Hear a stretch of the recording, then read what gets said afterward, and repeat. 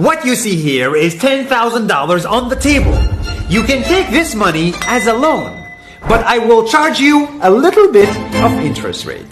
Like most people, you take the money and you go buy a nice car. But in 10 years, it's time to pay me back. And because of interest rates, now you owe me $20,000 and not 10. You will say, I don't have money to give you. And if you don't, I take your car and a piece of your house. Damn. This is how debt works. And after 3 years of traveling the world, I noticed that this is exactly what China is doing. For example, take the small island nation of Sri Lanka. This developing country needs money and China has a lot of it. So Sri Lanka took billions of dollars in Chinese loans. It was easy money just there to be taken. And with that, they built skyscrapers, highways, airports, and shipping ports. The country grew and prospered. But few years later, this easy money came with interest rates, and Sri Lanka was so much in debt that it couldn't pay back China its money. And the only way out was to give China control of what they had built. In other words, Sri Lanka lost a piece of its home to China because of debt. This is the Chinese money trap.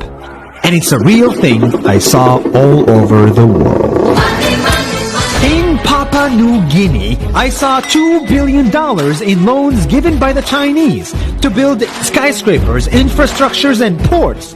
But there is no way this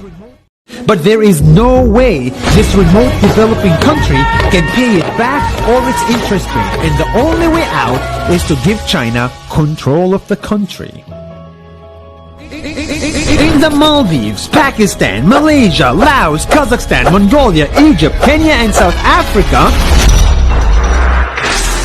the same thing is happening, and many countries are struggling to pay back Chinese loans. If you look closely, all these infrastructure projects like highways, ports, and bridges connect to China through the sea or through the land to form something far bigger, far more powerful than just a bridge.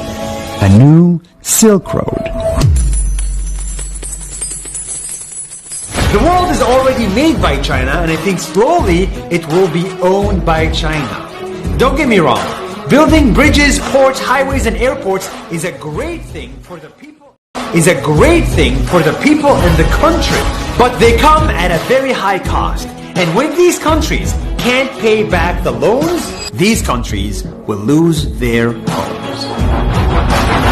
One thing my parents had taught me is that there's no such thing as a free lunch or a free ride. So if we're not careful with our money or other people's money, then we better start learning Chinese. 下周见。